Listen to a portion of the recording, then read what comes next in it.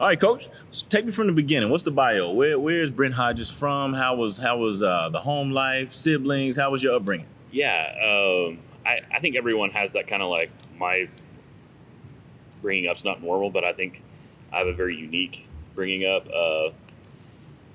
Grew up and was born here in Oklahoma City. Mom and dad were in ministry, full-time ministry as pastors. There you go. So dad was a youth pastor here in Oklahoma City at Grace Assembly of God. Went to Norman Faith Assembly of God. We were in the Assemblies of God for a long time. When I was like young, we moved to Tulsa, lived in Tulsa. My dad was youth pastor at Carbondale Assembly of God. And moved back to Oklahoma City back in 1993. Dating myself a little bit when we moved back when I was like in fifth grade, fourth grade, somewhere around in there. And he started something that was not real popular back in the day. He started a kind of a ministry in downtown Oklahoma City, when downtown Oklahoma City is not what it is today. Sure. It was very different, and started out for ministry for kids and children and youth that reached out to kind of at-risk youth and children back when people really weren't doing that in downtown areas of major cities. And then, so I brought up, I grew up a pastor's kid. I was a PK. I have one sister. We grew up playing basketball, playing just about every sport, basketball, baseball. Was basketball first? That was not my first sport that I ever really loved playing. It was baseball. All right. I'm left-handed. So, and then I figured out I really don't like objects flying at my body that fast. I figured that out in about 7th grade, and I was like, yeah, I don't like it too much. And just kind of stuck with basketball from then on, and golf. So enjoyed it. Is it true what they say about the pastor's kids, man? That y'all could be the roughest ones to deal with outside of home? Here's the deal. Like, it's amazing when you run into pastor's kids. If there's like 2 in a family, there's one that's a little bit more, kind of went on the straight path a little bit. There you go. And there's one who took a really long path to get back there. Right. They're a little wild. There's reasons for it, and if you want to dig into psychological studies about it, there's some. I think pastors' kids and coaches' kids. There's a lot of parallels. I haven't ever heard that broken down, but I feel like you're getting ready to break it down. There's a lot of parallels to it, because pastors and coaches, really, let's think about it in this way. They spend the majority of their time investing in other people. Mm-hmm. And I think where pastors really get a hang up and with their kids and stuff like that and create problems, and kids kind of get on a wrong path, is because they're not investing in their kids. They're very eaten up in investing in their church. I say this, and people don't believe me. My dad, when I was 28, I'm 38 right now, and I was 28, he said, I'm done doing full-time ministry. I'm just going to get a normal job, his grandkids and all that stuff. I want some more time with them, and I want to be doing that. And I mean, my sister will always say, that was the best day ever for us as kids. And that's the thing, as I try to, as being a dad and a husband, I never hope my kids will ever say that when I hang up the whistle for the last time and say, thank God, he's done. I hope, I invest enough time in my own kids and their lives in doing that. But I think, being a pastor's tough. I think being a coach is tough. Sure. I think there's a balance to it. My dad found a really good balance in our lives, but also he invested in the lives of others. I think that's kind of where my passion for coaching, my passion for people, comes into play, and just investing in others and seeing our kids have success off the floor as well. How young are your children? I have one. You have one. I have one, and she's 19 months. 19 months. Okay. The cute little Lizzie, and then I have 4 nieces. My sister, and they are 17, 15, 9, and 7. That's all right, man. So yeah, it gets pretty rowdy at family gatherings with the 5 granddaughters. So heavy on the girls. Yeah. Everyone's pulling for a boy, but I guess it's just in the cards for us My dad really wants a grandson, but gonna be granddaughters only. Granddaughters only. That's a beautiful thing. Have you? Well, I guess it's only been a short while since she's only 19 months. But have you? Would you say that you've been working out that balancing situation? Because obviously, when you're coaching, and not just coaching, you're running a program too, which I think most people don't understand that there's a difference between coaching and in running a program. So there's a lot of you that has to go into that. And I know you love it, but you love your little one. Have you found that? I found the balance to be difficult at times. Mm-hmm. I think during the off season, from spring break to fall break, it's really easy to find that balance. Sure. Especially during the quarantine, it's been really easy to find balance because, very. whether you want it or not. And we had her, not this season, but the season before, we had her in the middle of the season. We had her December 10th, smack dab in the middle of the season. I come home from a tournament on a Saturday. We have her on a Monday, and I'm back coaching More War on Friday. Wow. So there was then I had a good Christmas break to spend time and be home. But then, school ball, January, February, that's the peak time. That's all it is. And you're practicing, and then sleeping when you can. And so I had a 1-month-old, a 6-week-old at home during that time of the year. That was probably the toughest time for me to find the balance of giving everything I can to the team, but also giving everything I can at home. And, it was a struggle in the beginning, but I feel like I found a better balance over this last season. I found a better balance to it. Sounds like you got a good partner in crime too, holding it down for you, supporting. My wife is amazing. She's the nurse educator for pediatrics at Integris Baptist. So she's had a really very difficult season during the pandemic. She's been working a lot, but my wife's awesome. She understands what I do. She loves what I do, loves our girls, and she's very understanding. She jokes around. She's like, I'm a very understanding wife, October to March. She's like, the rest of the year, I'm not as understanding. There you go. So fair. I'm not as understanding. I know this is the time of the year that you have to be on, and but she's great. She does great, and she was a high school athlete herself, so she understands everything that goes into it. Speaking of playing, let's go through your athletic career, man. You said you started off loving baseball first, but you were always a dual sport athlete. It sounds like. Yeah. When did competitive sport, or not competitive, but team sports become competitive to you, to where it's like, hey, this is what I want to do? Probably like sixth grade. Okay. We moved back to Oklahoma City. We moved out, and I went to Western Heights High School. Mm-hmm. Grew up in that school district, and sixth grade, I played for one of my friend's dads, who was also a coach in the area. He coached like some summer teams, and he coached school ball for a while. And I started playing for him, and just that passion for playing and competing for basketball was a lot of fun.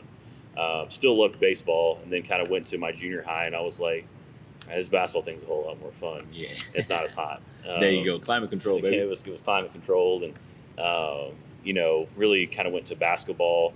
And I will say this: I mean, there are people that get on this and they have great, resumes of their playing career. Mm-hmm. I was about as average of a high school basketball player as there could be. I was a shooter. Yeah, and I was the liability defensively. I was the liability. Now, is this hindsight, or did you know that even then? Oh, I knew that then. Okay, I knew it then. There was no when we did scouting reports and it was their best player, I was never the one going, I'm gonna get him. I was like, who's their worst guy? I got him. I'm him, man. Y'all gonna hide me. Like, you hide me somewhere and let's play a 2-3 zone. Yeah. I'll be your guy. But I mean, in high school, had a great high school experience. Played with some great players in high school that went on. They had some great careers. A guy I played with who's a year younger than me played overseas. Avery Stevenson. I don't know, I've heard that name. People know him around this area. Was a phenomenal player. Kicked my rear in practice every day. I hated guarding him. There's some other great players, but I just, growing up in that community, with that environment in that high school, I had some great high school coaches. Mark Wilson, Brian Jennings, some great high school coaches. Shane Coward was on our staff. He's not at Evan Memorial. That's how Yeah. old I am. He was like, I think he was our freshman coach my junior and senior year. Had some great high school coaches that bred the love of the game and into us, and just for loving the game and competing for one another and competing for your friends. I think that was my high school athletic experience. And I played golf, and golf was just more of a Yeah. You know what I mean? it was fun. It is fun. You know what I mean? I'm pretty sure you got to be out of class quite a bit in It the was spring. like you got to be out of class, and it was like, should I play golf or stay in off-season basketball and run a bunch? Let's go to golf. Let's go to golf. I like the way you think. So Kids still finesse us like that these days. yeah. I'm like, and I always love when kids go play spring sports. Get out, go get some sunshine. We've been in the gym all winter. Go work on, go get some fresh air. And I'm pretty sure you've had some players where it's like, listen, you and I need a break from each other. You need to get up out of here. That is the gospel truth right there. At the end of the season, I always love that there's a spring break right after season's over, because like we all need a break from one another. Yes, we do. And I think we all need a break from just the grind of everything. And I hate to use the word grind because it's so overused, but just the minutia, the monotony of everything and practicing every day. And kids get sick of doing shooting drills, and I get sick of watching them do shooting drills. That's right. And policing them. And all right, hey, I actually have to put up game-like shots today, not, seeing if you can, how cool you can jelly today. Yeah. Like, I'm so sick of jellies. Yeah. And the word grind, it gets a lot of times marginalized as if it just means the physical. But we're so tuned in mentally from August to whenever you can shut it off. It's I think the mental grind for kids is more than anything. I would imagine so. At least in my experiences with coaching is there's just like there's almost like a relief at the end of the year of like, okay, it's over. Like yes, if you're holding the gold ball, man, it's elation first. It's fantastic. Yep. But everybody else is kind of like, yeah, it sucks, but it's like, man, we get to get off now for a little while. And I always encourage our players to go run track, go play soccer, go play tennis, go play golf. We'll play enough basketball this summer. That's right. To go get it. But also their bodies just need a break from it. Sure. And the same motions, and it's good to go have different motions and different athletic movements through the spring. So, but yeah, back to your original question.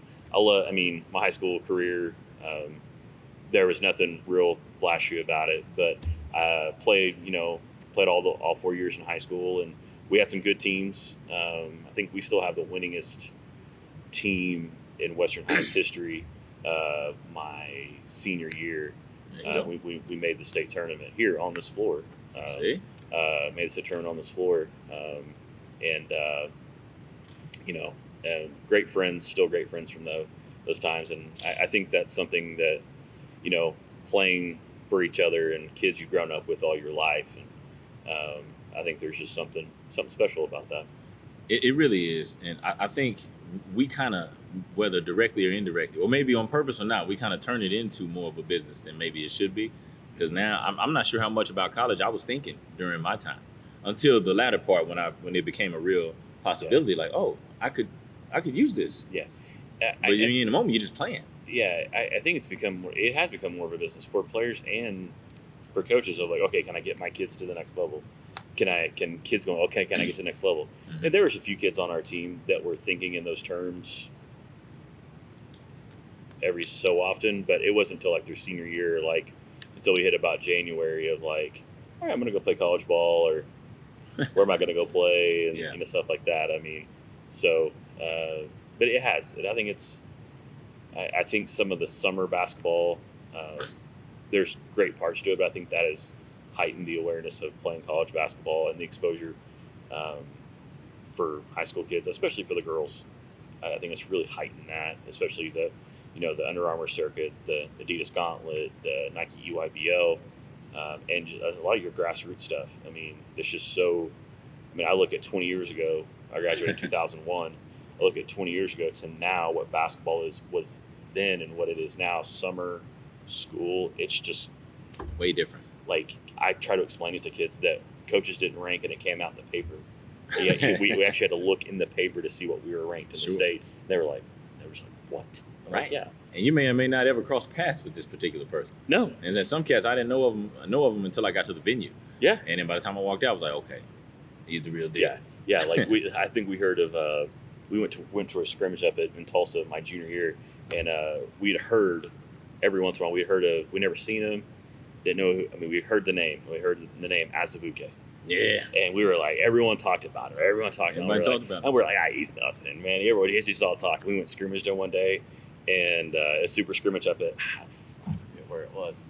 It was a super scrimmage. I think it was a Jinx. And Jinx and Union had a super scrimmage back in the day. Sure. And we scrimmaged Azubuike, and after about 5 minutes, I was like, yeah, he's good. Yeah. He's every bit of what they said he is. Like, he's a pretty good basketball player. Man. So now we got to talk. We got to take it to the. I can kick it with you all day on that, and I love it. But when did you decide that, hey, I want to coach basketball? Did the fire start burning early for you, or was it something you found later down the line? After I hung it up in, when I graduated. Your playing days, you mean? Playing days. Okay. Well, playing days. When I hung it up, it was, I was in college. Hey, I'm done.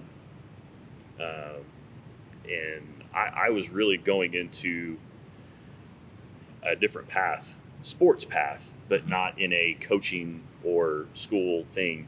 I was a business and communications and kind of PR major, and I wanted to go do sports representation for like marketing companies that market athletes, right, and do some stuff like that. And I did, right out of college, work for a company out of Indianapolis that represented athletes that were faith-based. So I worked for an organization that we worked with them, represented them, worked with marketing for them. And, of course, I worked there for 3 years, and my first 2 years, I got stuck with I was on the football side of things. So of course, when you're new, you don't get to represent anybody, young or recent. So I got stuck with a lot of guys who were in their 40s and 50s, and but it was fun. I traveled a lot, and then got sick of traveling, and then took a job with Dell here, Dell Computers. Took a job with them. I feel like everybody knows somebody who worked at Dell in Oklahoma City. Well, everyone's like, oh yeah, you worked at Dell, you know this guy? Well, there's like 4,000 or 5,000 people that work there. So there you go. So there's you're bound to know somebody. So worked for them, and I was kind of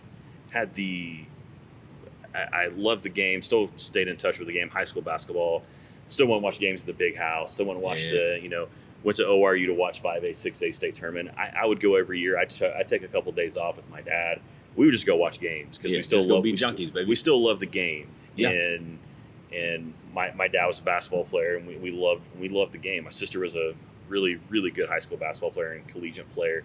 And we would just go watch the game together, and we would love it. And kind of came back to knew a friend who needed some help with his son's team that worked at Dell. Mm-hmm. And how old was that group? They were like 5th, 6th grade boys. Yeah, young boys. And they were like, hey, you played high school basketball. Could you come help? And I said, sure, I'll come help. And that's a very impressionable age too. And I was like, I'll come help. I just it was right after the state tournament. So I had kind of basketball kind of, flowing in my veins. And right. I was like, I'll come help. It'd be fun. Went and helped for about 4 or 5 weeks. And I was like, I really like this. So they had me coach them the rest of the summer, and really got hooked into it. And I got kind of the itch to go coach. And from then on, kind of met with a guy who knew somebody down at Whittier Middle School. Mm-hmm. And, went and coached there for a year at Whittier Middle School, coaching girls, eighth grade girls. That was your intro to girls? That was the intro. Yeah. It was the 8th grade girls, and I loved it. And, had some great players on that team that went on to do some really great things. Taylor Ely played at Colorado State. Bree Cooster-Steffen played at University of Alabama, Birmingham. Mackenzie Marquette played soccer at Oklahoma Christian. She had some really good athletes on that team. I thought I was a really good coach. Yeah, you feeling pretty good about yourself? I was like, and we went under. I think we had like 1 or 2 games that year. We were close to going undefeated. Went undefeated in conference. Yeah. I was like, hey, I am John Wooden reincarnated. I'm the man. I was like, I got it all, and really I didn't figure out. I was like, oh, I just got really good players. And then after that, went to be an assistant at Norman North for the girls' side with Jeff Blau, who's one of my mentors. Al Beal, that's there, who's probably played in the NBA, played for Milwaukee Bucks. Biggest wealth of basketball knowledge and great basketball stories you'll ever hear. Oh, yeah. Those stories are the greatest. So they're pretty interesting. Still, until this day, it's funny. He was the shot block leader at OU until a couple years ago, and there was a guy that broke it. And it was funny talking to him about it because he was like, he goes, I watched the last game. They counted 4 blocks that weren't even blocks. They were just deflections. So he was really mad. He was still competing. Like he was like, no. I still got the record. I don't care what they say. I still got the record. So it was pretty funny. No off switch, baby. So I was there with him, and then after that, had a chance to go be the associate head coach at Carl Albert with Tim Price, and still on the girls' side, right? Still on the girls' side. And if there's ever a walking basketball encyclopedia, it is Tim Price. And I'm talking X's and O's encyclopedia. Probably one of the smartest basketball minds you'll ever be around. I coached for him for 3 years, and it was like every day was just it was like a basketball clinic of learning things from him, drills and breakdowns and things to do. And we had some pretty good players there. We had Joy Carter. It always helps. Tony Cheadle, Jordan Gilbert, Sherelle Price. I'm probably going to leave out a bunch of people, but those are the 4 that come to mind, and we had some really good players. So that's kind of my assistant introductory, and it was. I didn't get it. I really didn't get my coaching, like, till I was about 4 or 5 years out of college. 4 or 5 years out of college. Yeah, and never thought I'd be doing this, ever. Never thought I'd be doing this, and it's a lot of fun to do. What would you say is one of the biggest misconceptions of coming in coaching girls? I can remember, the reason I asked that is I started my career coaching girls too. And the one thing I can remember thinking going in was okay, I got to be real mindful of how I deal with them. I'm thinking of them as these sympathetic figures that couldn't take hard coaching and who you can't raise your voice to, this, that, and the other. It didn't even take a week for me to figure out that I was wrong. Yeah. I think the misconceptions are like, oh, you have to, you got to be real gentle with them. Pacify them. You got to do this, and you can't be tough with them, and they're just drama all the time. I'm like, well, they're teenagers. Yeah. You put a group of teenage boys in there, there's still going to be drama. Oh, they'll figure it out. Like, there's still going to be drama. I think that's a big misconception. You can be tough with them. I think girls more, and I don't know if this is more than boys or not, because I've only coached very minimal boys basketball, and that was 5th and 6th grade boys. Right. So back toward the beginning. So I think you have to really show you care with players. With girls, I think that's with all players. I think teenagers, you have to show they care, and the other thing is you can't BS them. Right. Kids are really good about seeing through BS. They are, man. If you're plastic, they'll get you. And the other thing is, if you don't know what you're talking about, they're pretty good about Google and stuff. And I mean, that's the other thing is when I was a kid, my coach said it, and I was like, all right, coach said it. I mean, that must be the gospel. Yeah. That must be the truth. He knows what he's talking about. He's the coach. And then now kids are like, oh, we'll see what he's. I mean, I see it in the classroom too. Like, oh, well, it says here on blah, blah, blah, blah, that you're wrong. Okay, sorry, misquoted. You lose a little credibility sometimes when that happens. I think you have to know. I think this day and age, when you're coaching, you got to know what you're talking about. Yeah. Because kids will figure it out if you don't. Right. But I think that's a misconception about girls, and I think that and I think this is not a misconception about girls basketball players, and just a misconception about maybe women, and oh, they're this, they're that, they're this or that. And I'm like, no, they're like, trust me, work ethic and commitment to each other, and when they all get on the same page and they're committed to each other, it's a beautiful thing to see. Sure. It's amazing. And I think one of the best quotes I heard is in a podcast I listened to. It was a leadership podcast. Had nothing to do with sports. It says a group of women have to bond before they can battle, and men have to battle before they can bond. That is so simple, but I think it's so accurate.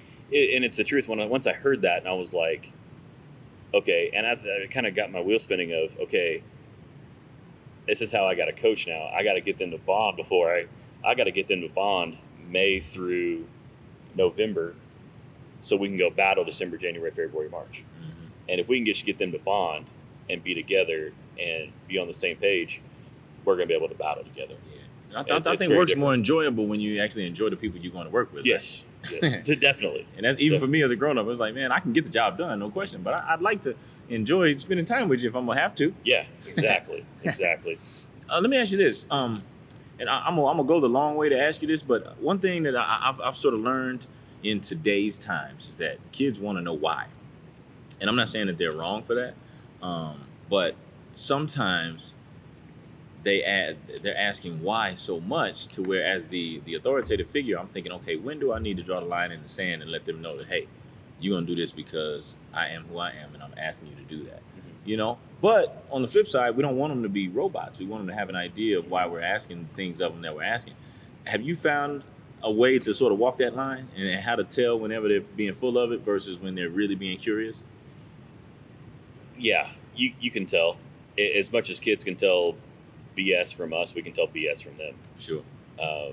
And I mean, I think the why factor. I mean, you talk about kids, and we just talked about, hey, kids will say they'll question everything. Mm-hmm.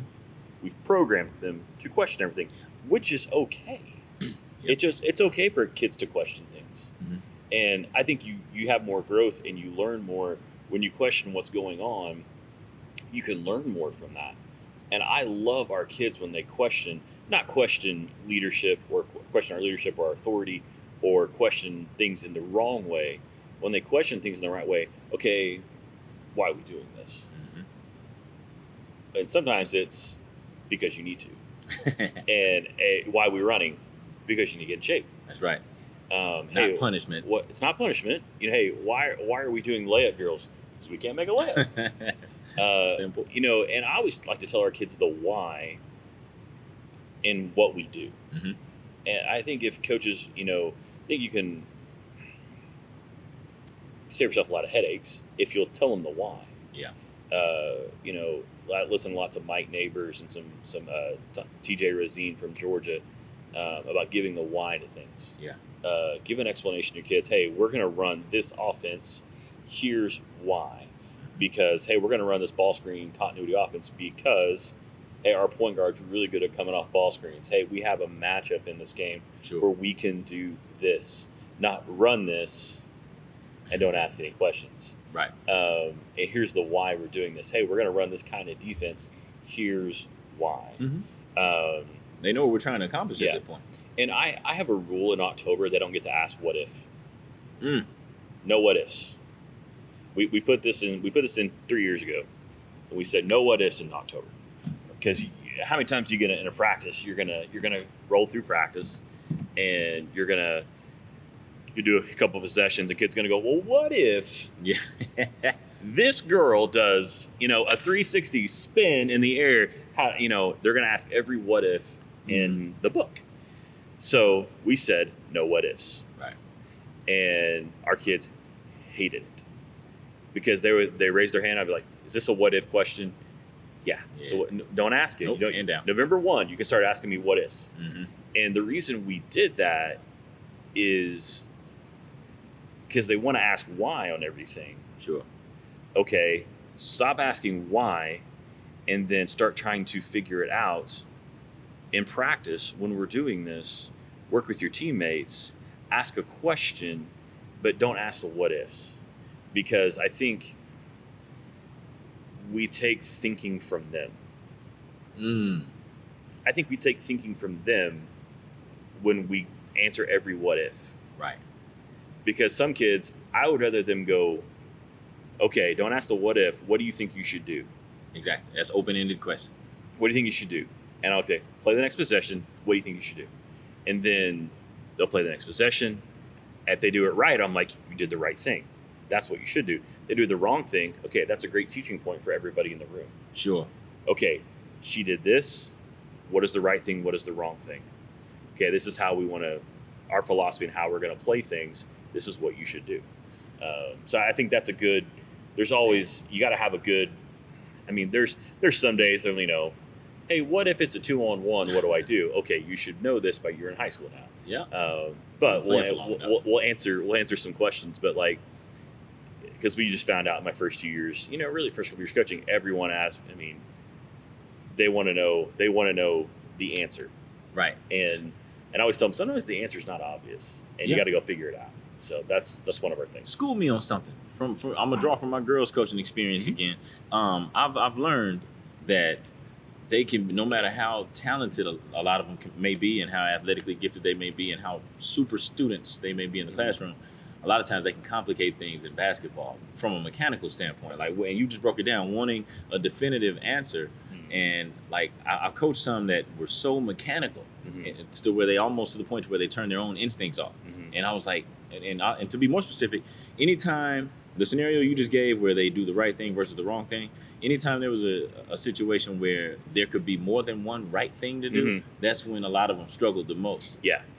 And how do you battle that or fight against that? Well, I guess you just gave me some game though. I mean, I think there's some, you know, I think I have some players that are like that, that are going, okay, there's multiple answers to this question. And for some people, they're like, cool, that means I'd never get anything wrong. Yeah. And some people's minds are wired going, okay, there's not a definitive thing to do. Exactly. And I think getting your kids to not be robotic, have a system that gives them freedom and gives them decision making in practice is a big thing. But the other thing is, are you, and this is something we do, are you creating decision making and chaos in practice? Because as coaches in practice, what do we not want to have? Chaos. That's right. We don't want to have a lot of craziness in practice. Yeah. Because to us that spells we're out of control. We're out of control. I want as much chaos in practice as I can create. Because when we get out here in December, it's going to be chaotic. And how kids play through chaos and play through all of that is going to help them be better decision makers in the moment. Now, we're going to create chaos and in live situational. Play live is a lot. Play live games. Don't just say, hey, we're going to tip the ball up and you all play for 20 minutes. To me, that doesn't get a lot done. Live games. Situational live games where, hey, you got to get, you know, I love the stop, score, stop. You know, I love some of that stuff. I mean, there's a lot of things out there that you can do, but it's situational live things to get kids to make decisions. And I think you have to rely on your assistants when they make a good decision or they make a bad decision to take them and say, okay, here's what was good, here's what was bad. And, you know, I think you can get through a lot of that in practice and in games and getting kids to make right decisions and not be robotic. And sometimes you have to sit down and talk to a kid and be like, hey, what's up? Yeah. You know, why are you doing this? And, you know, and sometimes, and I always got frustrated with this, is when I moved from an assistant coach to a head coach. Assistant coach, everybody would talk to me. That's right. Head coach, it was like, if I want to stay away from you. I had the plague or something, you know. Yeah. And no one wanted to talk to me. And you don't seem like a mean guy, so I know you were thinking like, am I not approachable? What am I doing? What am I doing? They're all talking to the assistants, and I'm like, and it kind of dawned on me. I was like, oh yeah, that's what happens. That's right. Speaking of, you mentioned your assistants a couple of times there. I can remember my first gig as a head coach. I was so gung ho. I wanted to do so much at one time. I wanted to have my hands in everything, and there was a way to do that without running point on everything. Yeah. It took a while for me to figure that out. Was it ever rough for you to delegate responsibilities once you became a Yes. head coach? It was. Yes. I'm a control freak, Yeah. self-admittedly. There you go. Well, that's the first step. Yeah, it's the first step. Admitting it. That's what I've heard. It's what I've heard. It's the first step is admitting you have a problem. I think, early on, when I was at Berry Hill, That was your first gig as a head? First gig as a head coach, Berry Hill, in Tulsa, right outside of Tulsa. Had some great seasons up there. Conference champs, district champs both years, and got to area finals both years, which was fun. Had some great players up there, great community, Right. but only had one assistant 7th through 12th. Whoa. Yeah, Just a two-man show from two-man bottom to show, top. 7th through 12th in 4A Wow. basketball. Yeah, that's It was rough, man. It was a little crazy. I'm glad I was single at the time. There you go. Because if I was married, I don't think I could do it, or I would no longer be married. It'd be a super strain. Yeah, and it was tough, and I probably controlled a little bit more than I should have. When I came here to more, had more assistants, more help. Gave my first year, I did not want to give a lot of responsibility away, because it was kind of like, hey, first year, 6A school, trying to prove something.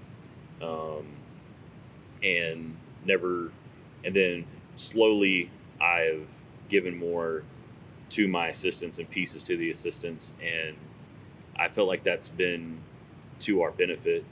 Yeah. There's still things that I'm going to control. Sure. There's still things that I'm going to be in charge of, and when I give them pieces of things, all right, here's what I want. Okay, you create something out of that. Okay. And Just where I want to get to. Yeah, Get give them a direction and say, all right, here's where we need to get to. You figure out a path for us to get there, Gotcha. and let me know how it's going on the way there. if you have any speed bumps on the way there. There you go. Was there a moment that sort of made the light bulb go off in your head or Yeah. go on in your head? Yeah, when I had a kid. Really? Yeah. Okay. So it was relatively recent. It's like, okay, I need to turn some of this over a little bit. I started giving more away about 3 years ago. Did you ever catch yourself overworked? Yes. Really? Burnout. Mhm. I mean, there's about 3 years ago, I literally thought I was done. Just because I went 2 years at, being assistant coach, went 2 years at Berry Hill. I say I coached 2 years at Berry Hill. It felt like 6. Because when you're coaching 4 nights a week and you're coaching the 7th grade team, the 8th grade team, the 9th grade team, and the varsity, Right. and all in a week at a 4A school, and had a full teaching schedule. And it was my first time to ever be a head coach. Right. It was I felt like I was there for a lot longer than 2 years. I hear you. And then I got burnt out, and then I started handing more off.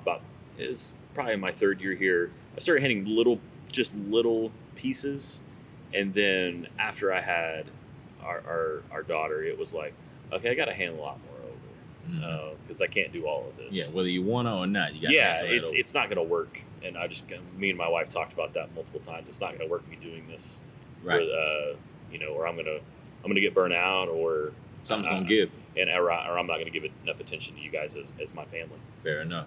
Very mature move, my friend. But I would say on the plus side, that Berry Hill experience groomed you quite well, because here you are, a 6A program, you're at Moore High School, you got your feeder systems, and you're having to run the whole conglomerate. I bet you learned some organizational skills, huh? Yes, on the fly. Yeah, you go. On the fly. I had an AD there that was really good. Keith Sure. Chronister had a really good AD. Had a really good principal there, Donnie Bridgman, and they helped me out a lot. Sure.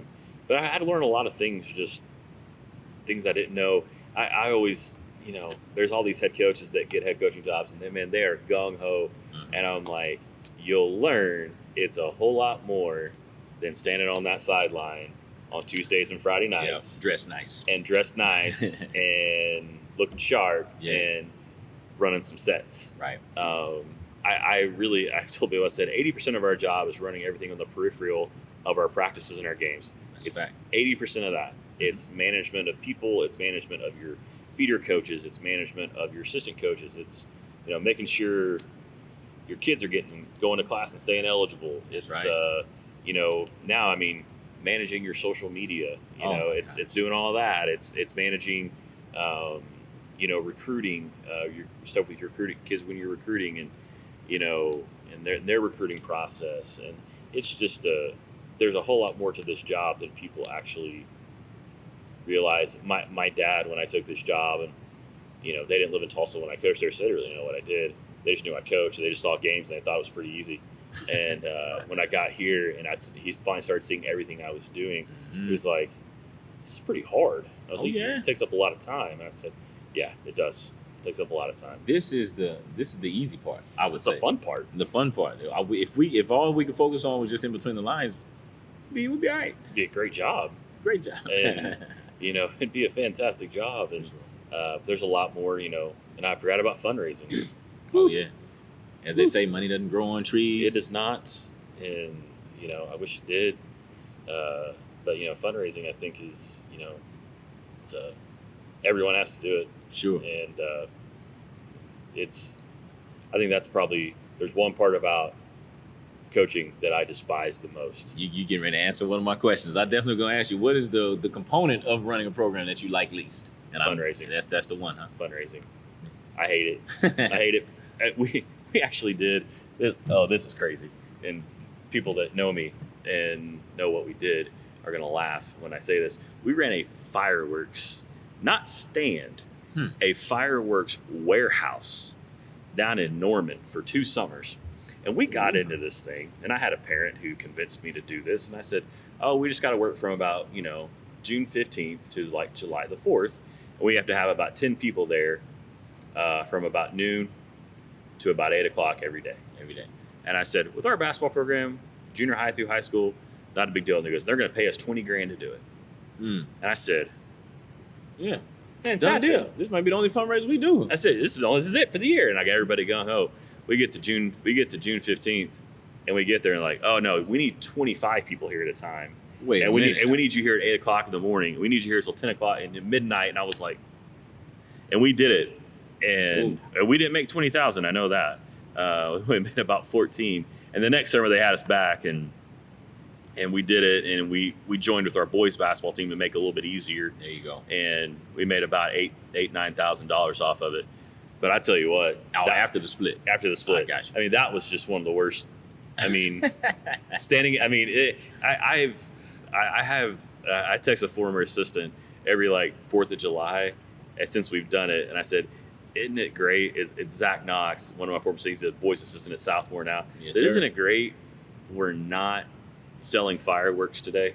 Beautiful. It's like, I don't care. Anything can happen today as long as I don't sell fireworks. I don't sell one firecracker. Stay away from me with that. Yeah. As you go, you grow, right? Yeah. Okay, so now we're in the more days. You just finished your 5th season, am I right? Fifth year. All right. Now, of course, you didn't necessarily get to finish it in style because me personally, I think that you all had as good a team as any in 6A with as good a chance to go win it all as any. But before we get to that, take me through these 5 seasons. How has the program grown in your tenure, and how have you gotten better? This program, when I took over, something that is not said enough, that I have not said enough publicly, and the job that Rhonda Fields did the 2 years before I got here was amazing.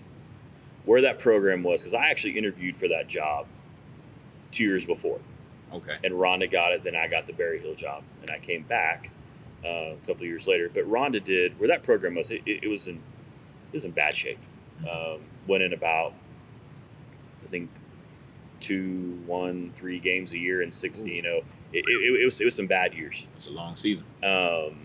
And Rhonda did a great job getting them. I mean, I know this sounds kind of crazy, but she got them to 6-7 wins the next 2 years, and people are like, from outside perspective, people don't think that's a big deal. But when you're going from 2 to 6, it's a big jump. Yeah, and doubling, almost tripling the win total. Yeah, you're beating some teams you wouldn't normally beat in the last couple of years. So when I got here, it was ready for a good run.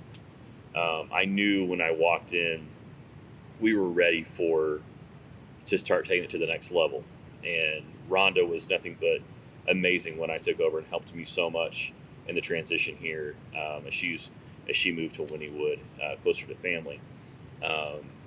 So that first year, we won 12 games, and you thought we won the gold medal in the Olympics, the way people were treating us around here. I mean, Right. it was crazy. That first year I was here was the first time they'd ever beat Southmore. Ever? In girls basketball. Wow. It was the first time. And Monumental, man. I mean, we won that game, and I mean, our girls, I mean, we won by 20, and our girls literally dogpiled over there in front of the student section. I was like, we just beat a very mediocre team by 20 on our home floor. Did you go get them up? And I was like, let's go. Like, let's go shake hands. And they're like crying. I mean, it was a big deal. I mean, it was a big deal for our program. Did you know that going in? Yeah, I knew it Okay. going in. And then the next, we beat them on that Tuesday. That Saturday, we beat and went to the Okima tournament. That's the one thing I did like if Rhonda did. She put me in the Okima tournament. Mm-hmm. We were committed. I was like, I got to drive all the way to Okima. I was like, ooh. 3 days in a row. That's a long drive. But we beat a very good class and SAS team out there when Roberts was there. His daughter was still there, who scored buckets on buckets on buckets on buckets. All over the place. And we that was the first time, and they said since like 2002, and we did that in 2015. They'd won a tournament. First time they've been in a finals of a tournament in like 13 years.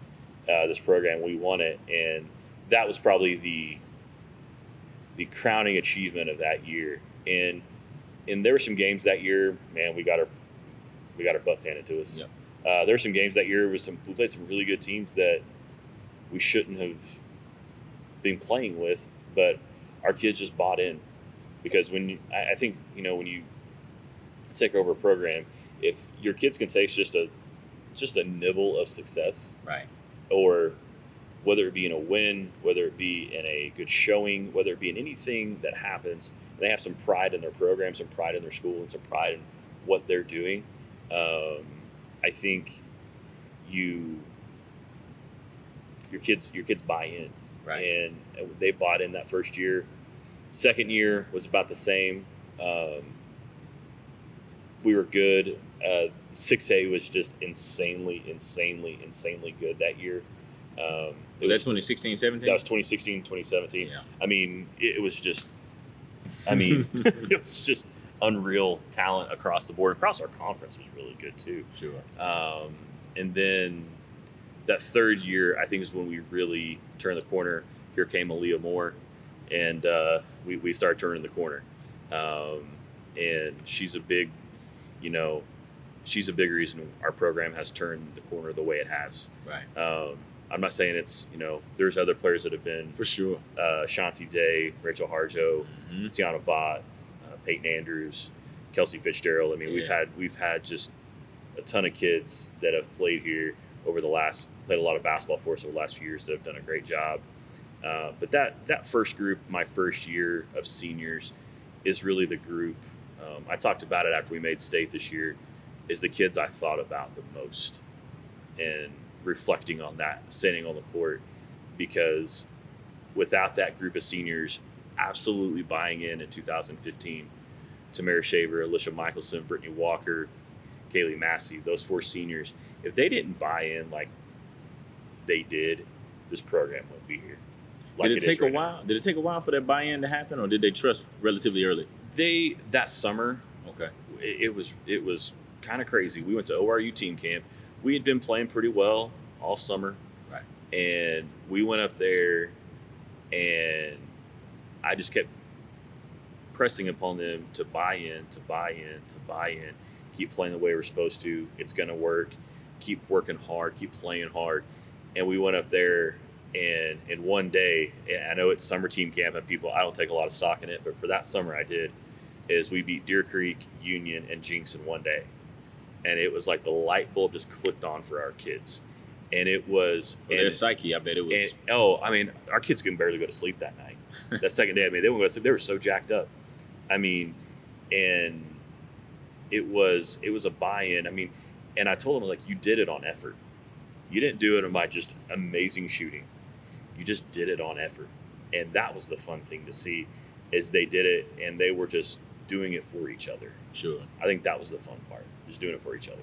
Now, strategically, as a coach, I mean, because sometimes you got to put that hat on and take off the competitor hat. When you have a group that may be underdeveloped or not used to winning, how do you configure that game schedule? Do you add a little fluff to where they could possibly get some of those wins? Yeah.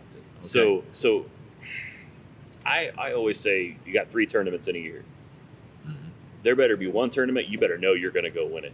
You're going to go get 3. You're going to go win. You're at least going to be in the championship. There you go. You can go get 2 out of 3. You're going to get 2 out of 3, or you better be pretty close to getting 3. And then your next tournament better be you better get 2 out of 3. Doesn't matter how you get it. Right.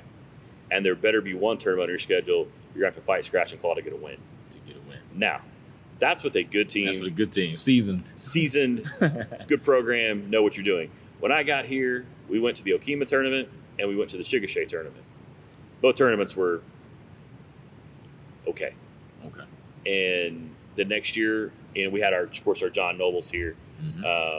That's a big one. It's a great one. That first year we played that Muskogee team, which I think I was on that staff. Yeah.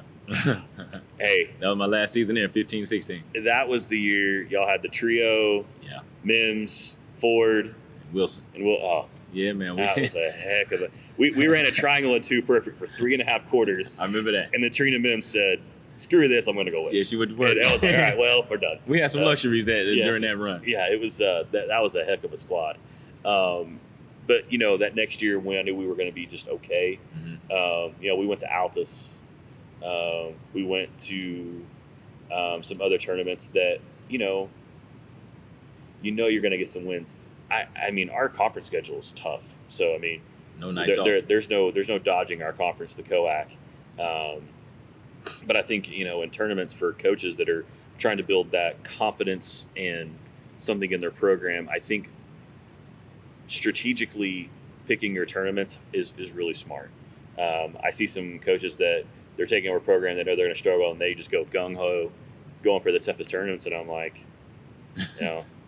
that's one way to be sending out your resume again pretty quickly. Yeah. So circulating your resume. So a little bit of a chess match, guys. You might want to get some wins, and it helps your kids. Sure.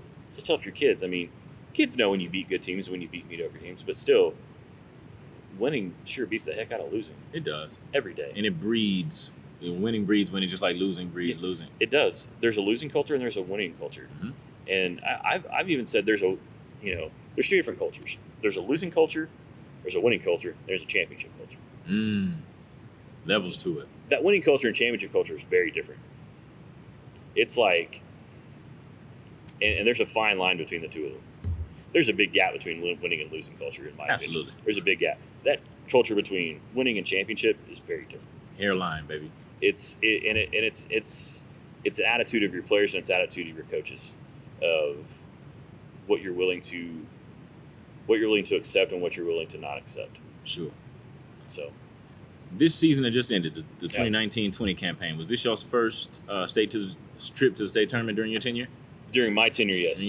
First state tournament. We did not make it the year before. That was a rough end of the season. Right. We were so just banged up that year before at the end of the year, and I'm just going to call it like it was. We weren't playing good basketball. Yeah. We were not playing our best basketball at that time of the year, and we ran into a really good Sand Springs team that was playing good ball, and we ran into a very good Shawnee team that was playing good basketball at that time, and Trammell and the girls went to Oklahoma State from Shawnee. Can't remember her name. Ooh, I'm looking at her face, but I can't call her name either. She was really good. She kicked her butt, and she was good. It was one of those. She was good. I mean, she came out there senior wanting to get to the state tournament, and she did. And this last year, we made it. It was a weird year. I tell people, I say it was one of the most emotional years I've had with a team. We go start out the year, win 2 games. We get ranked number 1. We go to Edmond North, losing a triple overtime game in a great basketball game. Pete Paparonis and I joke around about it after I said, really, it was a JV game that broke out at the end of the game. We each only had 1 starter left on the floor. I was one of those. I mean, he had a starter and we both had our point guards left on the floor.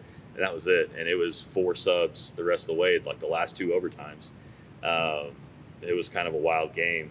And then we go finals of the Hera tournament against Choctaw, and about 4 or 5 hours before our game, a senior in our school was killed on the way to the ACT. And our kids it was just a weird, emotional day. We go play Choctaw, lose to them. We didn't play well, understandably so. Sure. I was understanding why. Then we go to the Tournament of Champions in Tulsa. One of our girls, we're walking into Woodland Hills Mall. It's one of our starters. She's going to play at University of Arkansas Fort Smith. She's walking into a Woodland Hills Mall and slips and falls, and I don't even know what the injury. I couldn't tell you what it is now. I forget what it is, but she was out. Hurt her arm. She was out. We're literally talking about a freak accident. Oh, we're 3 hours away, and she's a senior leader for us, kind of the emotional leader of our team. She's 3 or 4 hours before a tip off against Booker T. We're sending her to the emergency room, and it's kind of we lose in overtime, and then we get on a great run in January, and then the tragic event of February 3rd happens at our school, out there next to the track, where 3 students lost their lives in a cross country running training session, and that shook everybody in this community. It's still tough for a lot of our kids, as well as it should be. Yeah. And so then you go through that, we get to playoffs, we win the regionals against Midwest City, win area against Choctaw.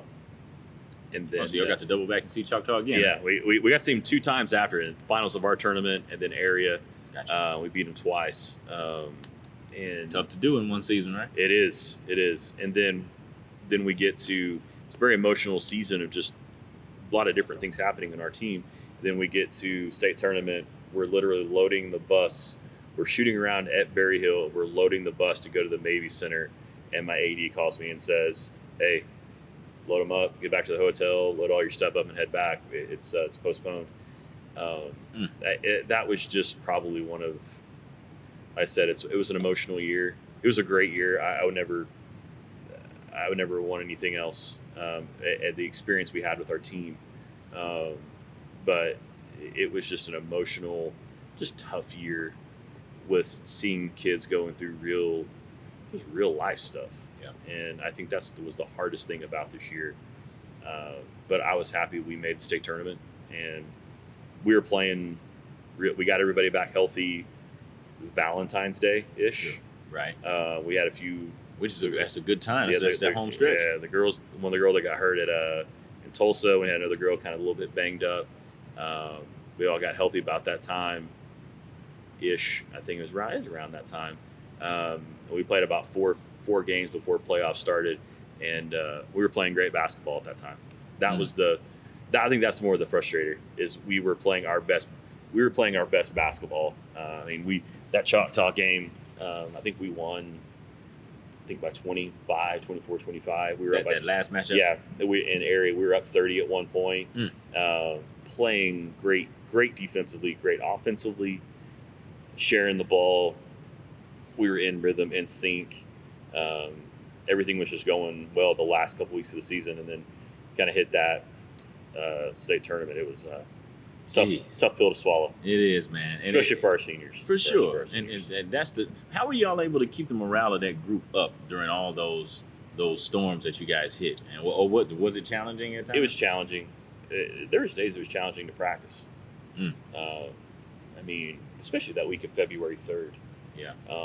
We didn't practice. It happened on Monday. We didn't practice Tuesday. We were out of school Wednesday due to weather. We came back Thursday to practice to get ready to roll. So we're playing Mustang that Friday night. Mustang was playing well at that time of the year. Yeah. It was a big matchup right before playoff seedings come out. And that was maybe one of the toughest practices I've ever been a part of. Yeah. That Thursday. It was just hard. Our kids really didn't want to practice. Sure. But we kind of come on, it's You knew practice. You knew you had to. We have to. We cut it pretty short that day. I think just we kept the morale up because the relationships that I have with our players and they have with each other and our coaching staff has with them, we were pretty tight knit through things that happened in the beginning of the year. I think that's what helped us. And we got good kids. People don't say that enough about their kids, but we do. We have really good kids here, and that care about each other and care about each other's well-being. Right. And it was some tough days this year, especially with everything we went through. Character builders or character revealers, as you would Yes. say. Yeah. Now, let's talk a little bit of basketball, I guess you could say. I have this thing, when you have some notable athletes, which you had some big names in your program this year that got a lot of pub. How do you go about holding them accountable? And the reason I asked that question is because I learned earlier in my career, you can't necessarily treat everybody the same because everybody's not the same. Yeah. And that's not me advocating for preferential treatment. It's just figure out what makes them tick and what turns them off, and you play to that. But anytime I see a big-time talent, I'm always wondering, okay, who's coaching that kid? Is that kid getting instructed, or is he or she just given the green or neon light?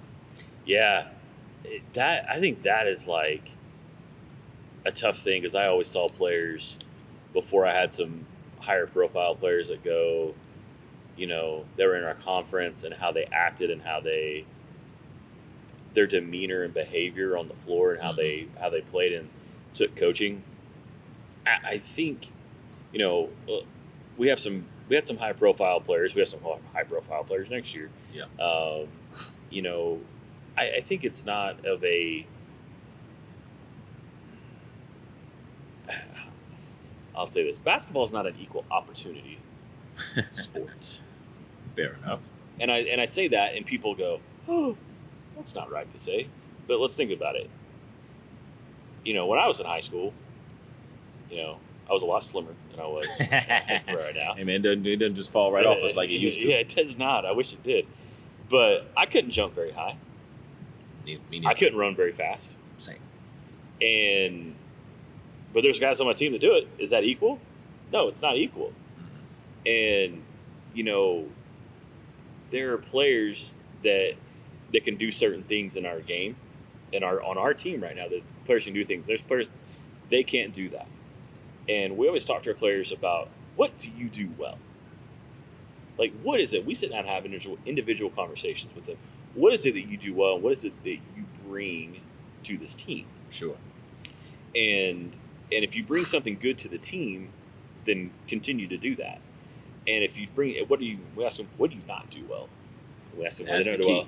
Okay, if you don't do it well, try it in practice, but don't even attempt that in a game. Yeah. Because that's not a time to attempt those things, unless we're up 30. You want to attempt it, you can attempt it. Yeah, games online, we can't be experimenting. Yeah, we can't. It's not a time to experiment. So I say it's not equal. And I think when we talk about that and how we treat players and keep players accountable, I guess I see it from a different perspective of some of our higher profile players. Man, there are times I just go, I feel bad for you because the pressure to perform at such a high level every night as a 15, 16, 17-year-old, that's insane. Yeah. And I feel bad for some of our players if they had a bad game or some other. I mean, we saw it last couple of years of people on Twitter, social media, and that, for a 16-year-old girl, that's got to play with your head and your psyche. Yeah. But I don't think treating them differently, treating them or giving them preferential treatment, that's not what we're here to do. I think treating them, holding them accountable, and as you would hold everybody else accountable is the key. Because that also gains respect from the rest of your team, that, hey, they don't get anything that I don't get. But I think the biggest key is when you have a player like that is, do you have a good relationship with them? Do you have a good relationship? Or do you not? Or is it, troublesome at times? Can you go get onto that coach? Can you go get onto that player for something that they did? Or are you to the point of like, well, I don't get on to them because they may get upset. I'm gonna have to hear from their parent.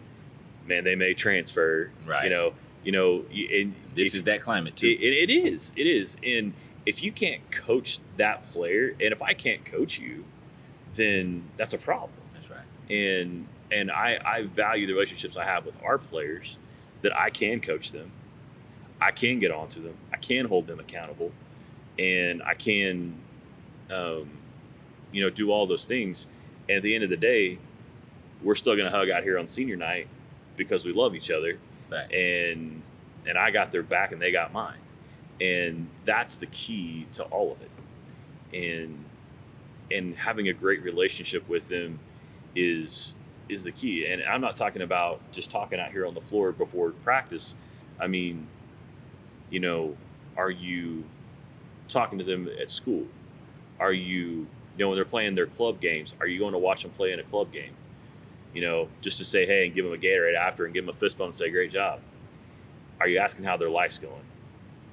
Are you only invested in them just for basketball purposes? Right. Are you invested in them for life purposes? There you go. I think kids see through that. We talked about earlier, kids will see through that. We only invest in them because what you can do on the floor, or you're just investing in them because you're invested in them.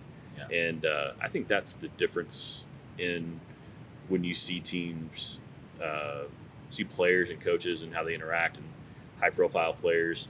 I think it's the difference. And you see some coaches and players, it's a great relationship until they have a great connection. And you see some, it's like, that's not great. And and trust me, mine is not perfect with them every day. Sure. I don't think it should be. It's not perfect. They leave here pissed off at me some days, and I leave here pissed off at them some days. That's all good. And I tell them all that all the time. I was like, hey, they'll tell me, hey, you really ticked me off yesterday. Hey, you ticked me off too. Yeah. So we're still gonna practice today, and we're still gonna try to get better. Right. And y'all are doing something right. And we're gonna work on it. Yeah. But I think that's the thing is like there's one thing I can say to coaches and even to myself sometimes is be real and be consistent. Yeah.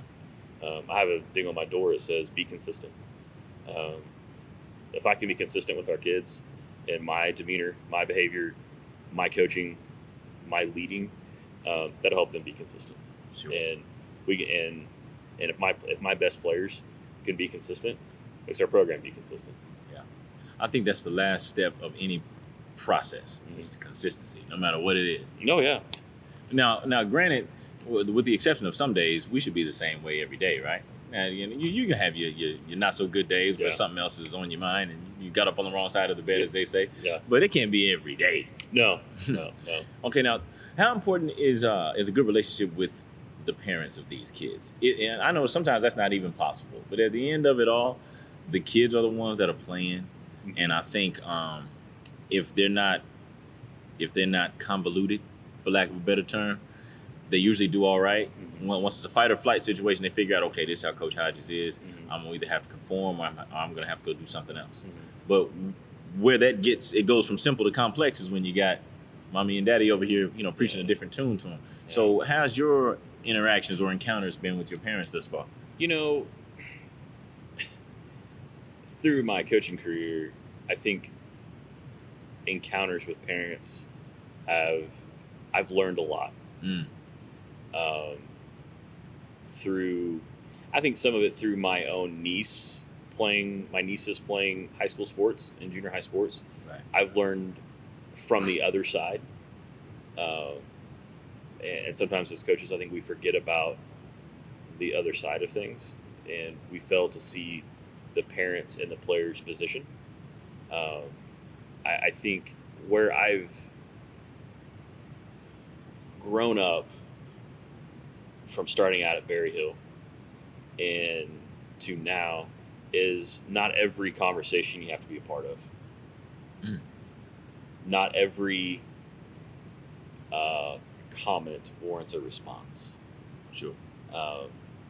Because there's sometimes early in my career, social media post, someone says something to me, oh man, I had a response for it. I got to come back. I had a response for it all. That's right. For everything. Yeah. And not going to shut you up. I've learned the best policy is just to move on.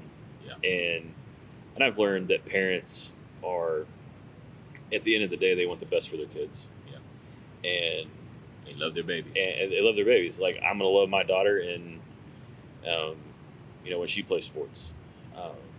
But understanding where parents are coming from, I think is the biggest thing, is understanding what parents are wanting out of this process.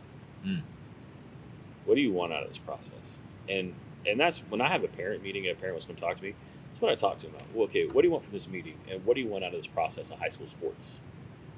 What is it that you want? Have you ever found that their answer is different from what their kid's answer is? Oh, all the time. It's all the time. I mean, I have to tell, I've never done it, but I've always said, the parents are like, oh, to play college and do this. And I'm like, I think you need to talk to your player about that. Have an honest conversation with your player about that. Because I always find it when parents are up in arms about things, it's because the player's not up in arms. Very rarely the player is not really that upset. Sure. They're just kind of not getting what they want out of the situation, and they're frustrated, and parents see their kid not getting maybe a fair shot or whatever they think it might be, and that's when parents get upset. Yeah. And I think having a good relationship with your parents as coaches, like, I'll say this, I am not, like, when you're one of my parents after the game, I'm not going to go have a drink with you at Louis on the lake or something. I'm not going to have a drink with you. Right. It's not going to happen. Some Probably coaches, a smart play. Some coaches are like that. Some coaches, they're all buddy with them on social media. I try to limit my social media with parents in my program. I try to limit that unless I've known you for a long time. Sure. You got a pre-existing relationship. Pre-existing relationship, I'll be friends with you. Sure. And I always say I'll be friends with you after your kid graduates, and like stuff like that. Like if I have if I knew him like in junior high or something, and I've known you for a long time, or before that, I don't mind. But like, I think coaches get in a tough situation nowadays to be friends with parents on social media and to do all of this, and then there's one wrong. The honeymoon goes over real quickly, and great point. And then all of a sudden it's like, we got a whole different situation on our hands. Right. Everybody loved you at one point. Yeah, and things turn and things change. So I think having a safe distance from parents is always good. Be able to communicate with them, be able to talk to them. But I always tell, when coaches, we talk about this, I have a parent meeting every September, and I'm pretty direct about what I will allow and what I will not allow. And I think if you're upfront and honest about, here's what I'm going to allow and here's what I'm not going to allow, and here's why, give them the why too. And I think you're going to save yourself a lot of problems. I mean, in 5 years here, I think I've only had 5 parent meetings. Now at Berry Hill, mathematically, that's one per season. Okay. Now at Berry Hill, my first season I had 17, and my second season I had 13. Sheesh. So that's impressive. You still remember the number. Oh, I can track. I have notes from every parent meeting I've ever had. There you go. Always take notes in every parent meeting. Write the date, write the time, write what was said, topics that were talked about. Just CYA. In my opinion. Hey, you have to. And if anything's ever said, hey, this is what was talked about in that meeting. I took notes. Here we go. And fortunately or unfortunately, we have to be more thorough than they have to be. Yeah. And we for dang sure have to be more rational than they have. And there's times I've wanted to bite my tongue. I've had to bite my tongue in parent meetings. Right.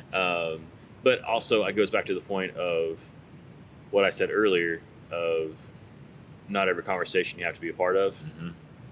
That's why I had 30 parent meetings.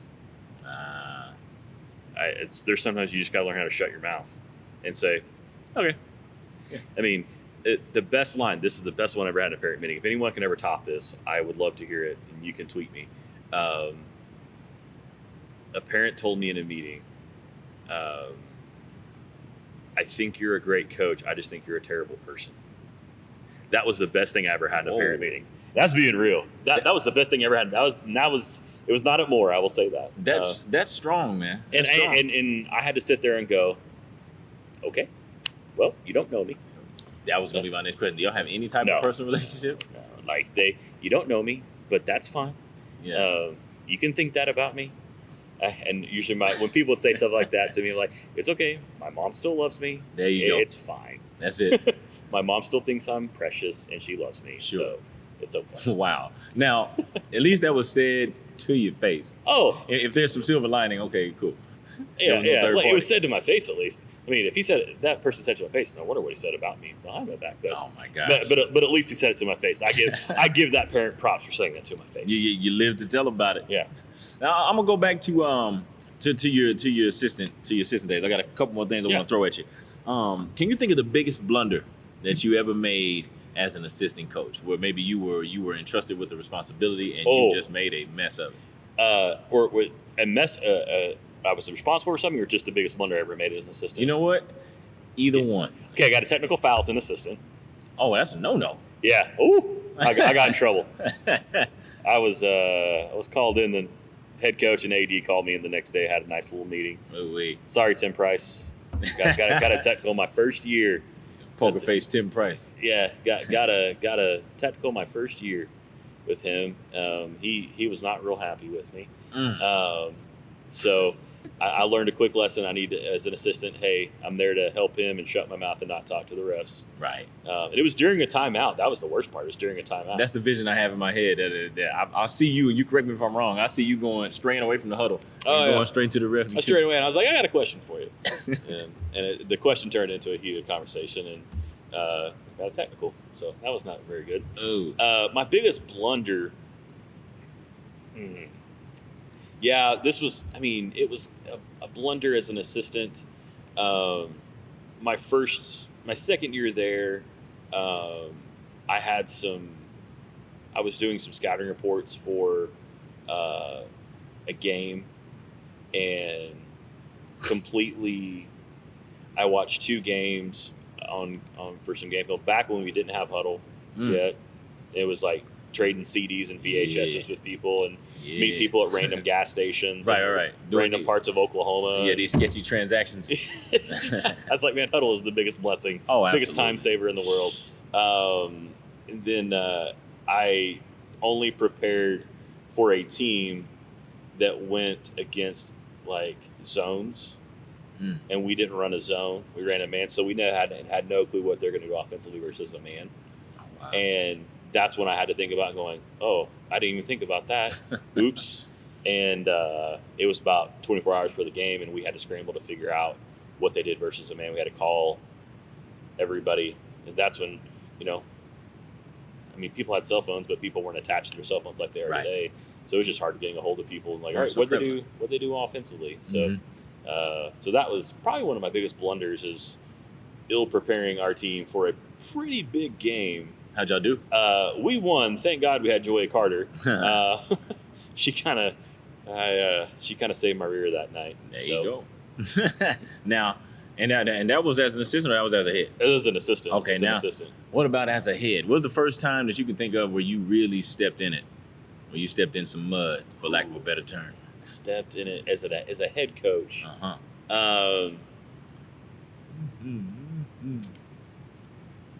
Probably my second year at Berry Hill. Okay. Really, we were playing really well at that point in the year, and I think we were like 10-0, 11-0 at one point. Oh, yeah. Top 8 and 4A. Riding high. Playing well, and my ego got the best of me with a kid, and the kid did something they shouldn't have. Sure. Not in basketball, somewhere else, and probably should have given that kid probably a quarter suspension. Said, hey, you're not gonna play the first quarter. Did something at school, weren't supposed to. Wasn't that big of a deal. Right. Punishment didn't fit the crime. But punishment didn't fit the crime. I was trying to be tough coach, and then we go out and lose a game that we should not have lost to, team we should not have lost to at home on homecoming, and to a team, and it kind of jacked up our playoff situation that year. We would have won that game, would have been a very different story. I kind of learned at that point, and this is going back to my younger days, my dad being a pastor and my dad always preaching about it. And he had to remind me a few times, it's like everybody needs a double portion of grace in life. And my dad will always tell me that everyone needs a little bit more grace than you give them. Because at some point in your life, you're going to need a whole lot of grace and you're going to want it returned to you. So that's one thing I kind of learned in that lesson of coaching of, there's still 15 and 16-year-old kids who make really poor decisions on some days. And it's our job to talk to them about it, help them realize their terrible decision, give them some punishment, but not try to overdo it with them. With that heavy hand. The heavy hand, and I always say you're going to get a whole lot worse at home than with me. Sure. And sometimes I feel like as coaches, when we go enforce some of those things and try to do that, it to me, it's kind of like almost public embarrassment. Sure. And that's not what we're here to do. And I think some coaches do that, and I'm like, that's kind of demeaning to the kid. Yeah. And I don't think that's me trying to be soft or anything like that. I mean, Right. I think it's just being Being honest. a person. I mean, being a person, that's just being mean. And I learned that night of like, okay, I was a jerk. And I had to apologize to the kid and to the parents. I said, I was a jerk that night. I'm sorry. I shouldn't have done that. And was it well received? yeah, that family took it. I mean, it was okay. I think when us as coaches, when we make a mistake and we can honestly go to a family and a kid and a parent and say, that was a mistake, I learned a lesson there. I think most people will take that pretty well. There's some that won't. Sure. But if you're doing it the right way and being honest about it, that's all you can do. Yeah. And you're not necessarily doing it to get that attaboy. No, I mean, You're doing it because you felt it. You felt it, and you got to be humble. Yeah. I mean, I always say, you better be humble, or this job's going to humble you. Oh, quickly. It'll humble you. Easily. You'll be humbled. That's a fact.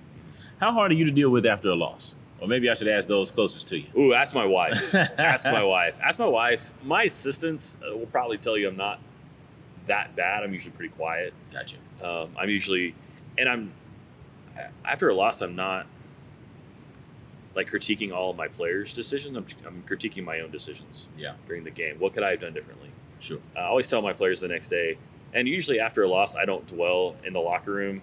Right.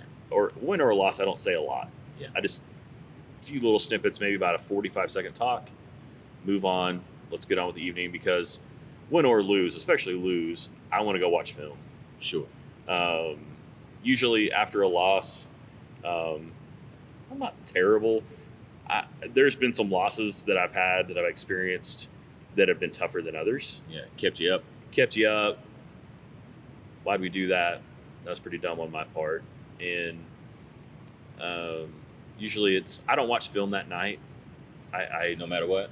No matter what, I don't Gotcha. I don't watch film that night. I don't want to. I usually kind of want to go get something to eat, go relax. And if it's a bad loss, if it's a win, I'm usually You can decompress pretty easily. I can decompress pretty easily and do whatever. If it's a loss, it's usually going. This is bad. My wife knows when we lose. She on the way home there is a Brahms ice cream and dairy store. Absolutely, baby. And It's still open. And it's still open by the time I'm rolling back. They're open until 10:30. I usually go get me a burger and fries and a milkshake. I get to shake. I knew you were going to say it. Get me a milkshake and go home. And I'll walk in and she'll usually use the tagline, "Oh, Brahms making everything better." It's making everything better. Ain't anything better. Making everything, because Leave me to it. that's her tagline. Bombs and everything better. And then she'll do that tagline to me. And I usually go watch The Office. There you go. I go watch The Office and laugh a little bit and shake it off. And then next day I'll watch film during the day at some point, and then kind of reload, get ready to practice, and tell our kids, hey, here's what we messed up on. And here's the interesting thing, is when I come back for practice the next day, the kids already know what we screwed up. Yeah. The kids already know. That's super helpful. And it's like, they know what we messed up. And there's a few times they'll be like, oh, we messed that up. Yeah, we messed it up on about 4 possessions. Sure. Five possessions, we messed this up. And it cost us the game. We'll tell them stats. Hey, here's some stats from the game. Here's some things that stuck out to me, which is fine. But it's interesting. Kids know now.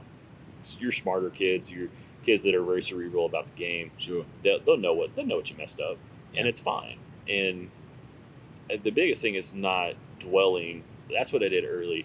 Is when we would lose, I would dwell for the next day or two in a practice Ooh. on our loss and what we had to fix and what we had to get better and what we Yeah. needed to do differently. And if that's a Tuesday night, you still got Friday coming, Coach. You still got Friday, and I would just dwell, and then we would miss getting prepared for Friday. It's usually Wednesday is correcting what we just did, Mhm. or praising what we just did, and then Thursday getting prepared for the next one. It's the old saying, what you praise gets repeated. That's right. So if you're even in a loss, that's what I've learned in a loss. I still got to tell them what we did well. Yeah. You come in and you lose a game. Now, if you get beat by 50, you didn't do a whole lot well. No. Usually I've had some games where we've lost by. My first year here, we went over to Westmore, and they had a squad. It was different. Gomez and Mercer and Richardson, and as I grew up playing Arkansas, University of Arkansas, Little Rock, Chastain, and they just, put a beating on us. We was by 40, Oof. and I came back the next day, and I said, so what we did right, and I said, well, you guys put on your uniforms the right direction, so that's about it. So There you go.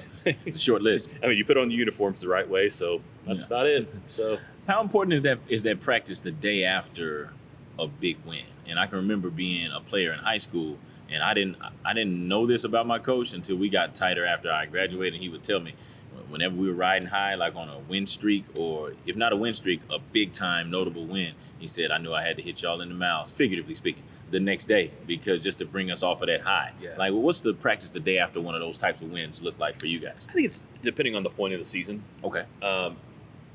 Early in the year, I'm coming back. We didn't do this right. We didn't do this right. We didn't do this right. Yeah.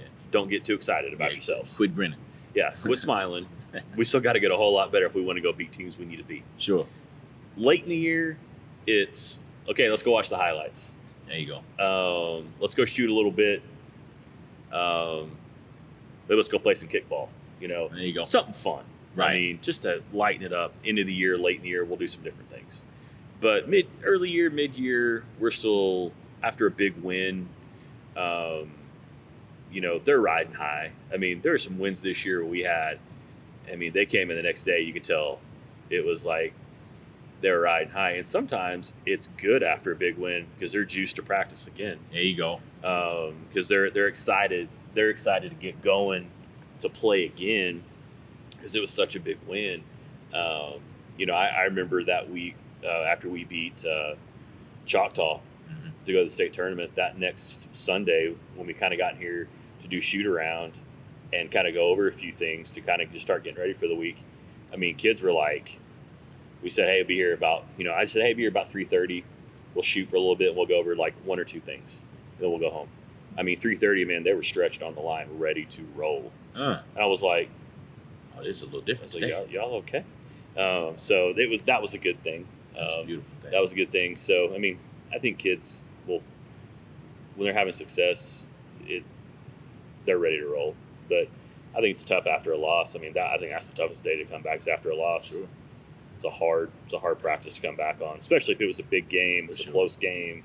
It's such an emotional toll. Yeah, that game we had with triple overtime this year at Edmond North, we had to come back. We had one day to practice, and we had to go play in the Harrah tournament. That Wednesday, literally, we just sat here and stretched and talked. And it was like, go home. It was productive though. We stretched, we talked, we walked through a few things for the next day and go home. Not every day. Like one of the things is I learned from some coaches back in the day is, and I kind of do it for myself, is a green light day. That means it is going to be go, go, go, go. Like we're going to get up and down. We're going to do a lot of just playing and shooting and drills and really getting after it. A yellow day for me is going to be a big teaching day. Yeah. We're going to slow everything down, and I'm going to teach. We'll be stopping everything. And we're stopping everything.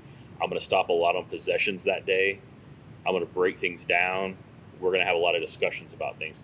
And red days for me are like low-key days. We're going to stretch, we're going to shoot, and we're going to talk about some things in a team meeting. Yeah. And then we're going to go home. That's it. And I think knowing what your team needs on what practice day throughout the year and shortening your practices at the end of the year So you have fresh legs. Kids just get tired at the end of the year. Having fresh legs at the end of the year, I think that's the most important thing. And knowing, really, your October, November is knowing what days you need to do what, and getting the feel of your team. And because I forget what coach said it. What you allow in October is going to hurt you in March.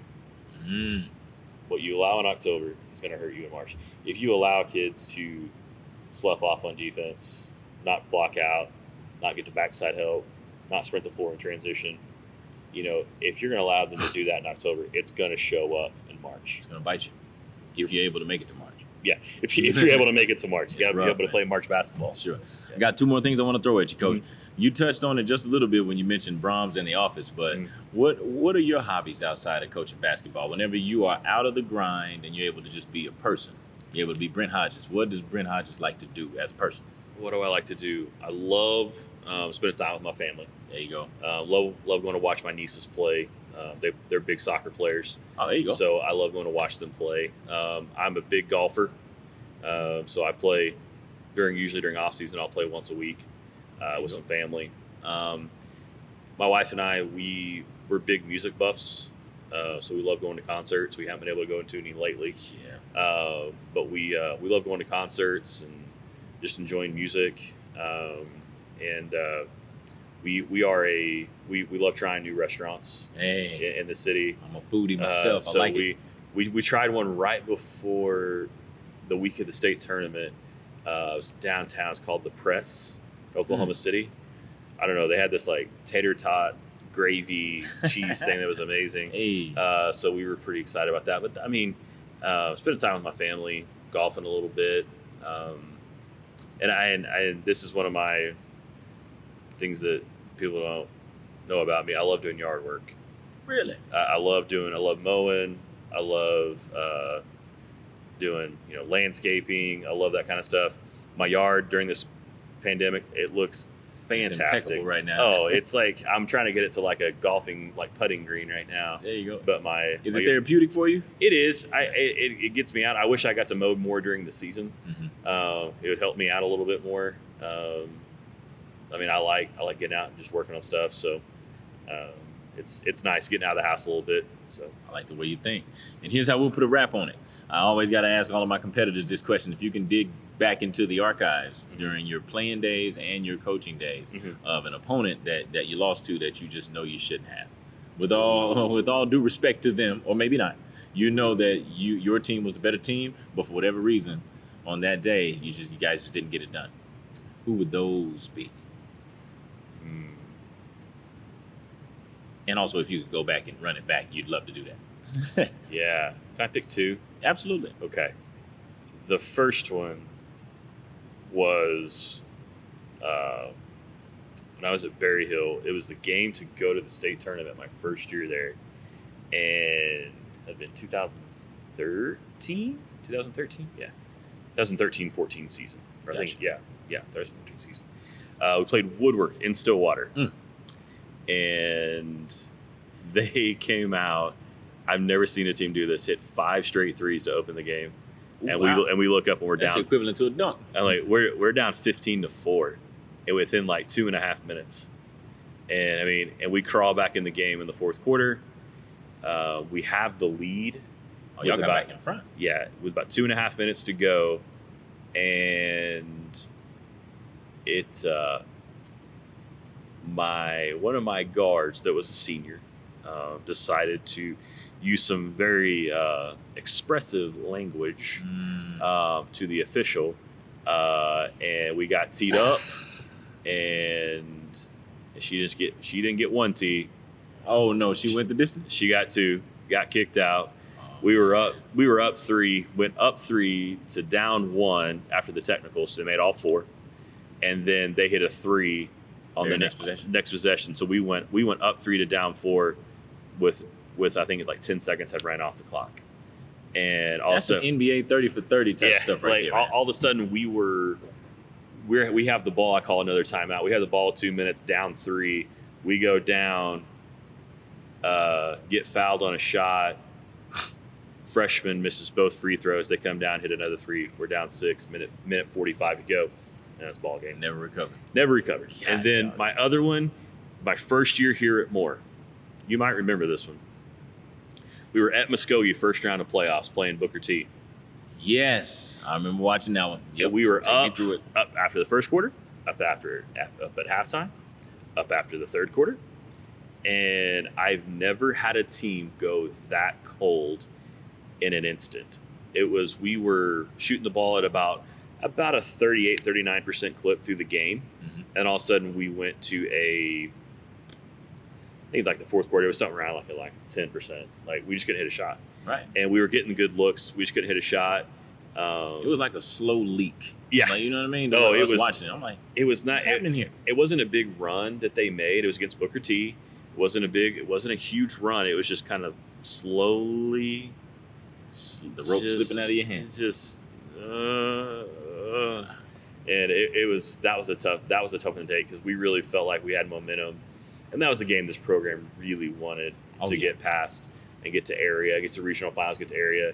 And our kids, I mean, now I don't think it would have gone well, but we wanted a rematch with Muskogee. Gotcha. And because we felt like we played y'all here, played you a really tight game, we can do it. And I'm like, sure. Hey, I was like, you just never know. I was like, I don't know if we have anything for him on Muskogee's home floor, but I was like, we can always give it a shot. Yeah, we definitely were pretty tough during that era there, but we also, whether this is a gift or a curse, those girls knew that they were pretty good too. So that worked against us sometimes. That was one of the most, that game here, Muskogee and Edmond Santa Fe, in the finals of that tournament. That sounds about that right. year. That was one of the better girls basketball games I've ever seen. Sure, man. I was glad to be a part of it. I had to step out of the moment a couple of times, just be a fan of like, yo, this is a hell of a game here. Yeah, So, I mean, this tournament, that John Nobles, man, we look forward to that. Y'all's group, Jonna Johnson on Santa Fe, Ray Von Nero. It was a heck of a game. Heck of a game. And they brought our hats to us a couple of years before that when we met them in the semis in 2014, and they just beat the dog out of them about 25. So it's always it was we had to deliver some blows, but we took some too. So that's for sure. It was a good game. I remember that game was just fun to watch. For sure, it's fun to watch. Well, Coach, this has been fun to do, my man. I appreciate it. I had you on the hit list for a while. Okay. But we've got nothing but time, so I said I'm gonna start dialing people up. So whenever we get back to some realm of normalcy, I wish you well, my man. You too, man. Good luck and good luck in Tulsa. Thank you. Appreciate it. We'll do it.